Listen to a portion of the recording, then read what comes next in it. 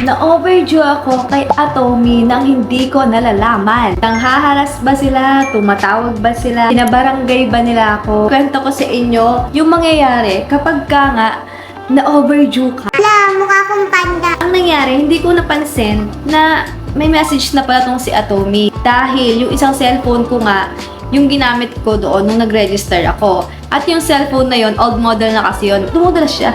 iPhone 7 siya. So, hindi ko na talaga siya ginagamit dahil nga luma na siya. Ngayon, nagbakasyon ako sa Baguio. Tapos, syempre, hindi ko napansin cellphone na yun hanggang sa nalobat na. Tapos, nang ino-open ko guys, ang dami na palang message doon. Kung tatanungin niyo kung nangaharas ba sila, yes po yung sagot ko. Kasi nung nakita ko yung text nila, kasi nga kaka-open ko lang yung cellphone na yon kanina lang. Ang dami niyang message, everyday pala. So, ang daming message na ipapademanda daw ako, nasa barangay na sila, kailangan daw 3 p.m, ay nandun na daw ako. Tapos, iba-iba po yung number na ginagamit nila at pare-parehas sila ng message. Nag-home visit ba sila sa akin?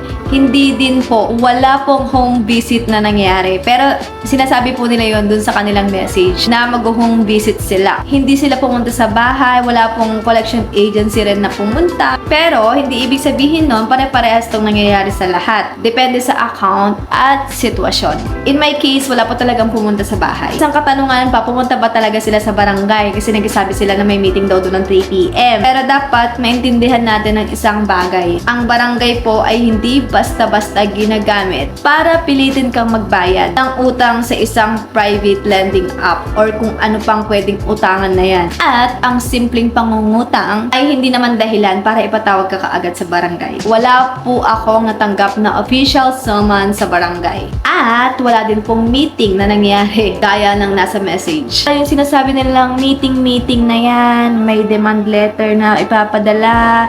Wala po. Pag ganito, huwag ka kaagad magpapanik. Kumalma ka lang. Na-restrict ba yung account ko?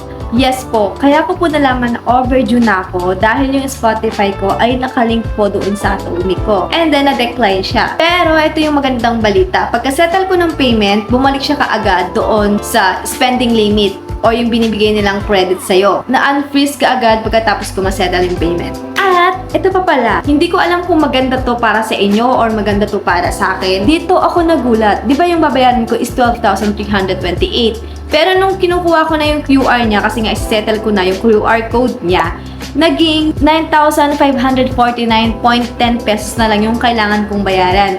Hindi ko alam kung napaganda pa talaga yung pagka-overdue ko kasi nabawasan pa siya ng almost 3,000 pesos. Kumpara doon sa original amount na kailangan kong bayaran. Pero oops lang ha, mali pa rin po ang late payment. Mas maganda talaga kung on time tayo magbabayad. Sinishare ko lang po kung ano yung nangyari sa account ko based sa aking experience. Lesson learned, dalhin po yung cellphone, i-turn on na notifications.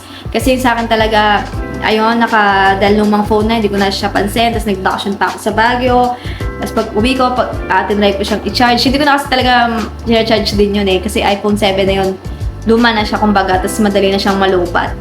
So, ayun, yung lesson sa akin. Huwag ka din agad-agad magpanik pag may mga nare-receive kang ipapabarangay ka, papademanda ka. Pag-usap ka din sa mga collection agency. Ako kasi talagang hindi ko talaga siya alam kung tumawag ba sila, pero possible tumawag. Kasi nga, dami nilang text, iba-ibang number. Mas maaga mong kausapin, mas maganda. At ayun na nga ang aking buong experience dito kay Atomy. Again, based lamang to sa aking experience. Maaaring mag-iba yung experience ng iba sa akin.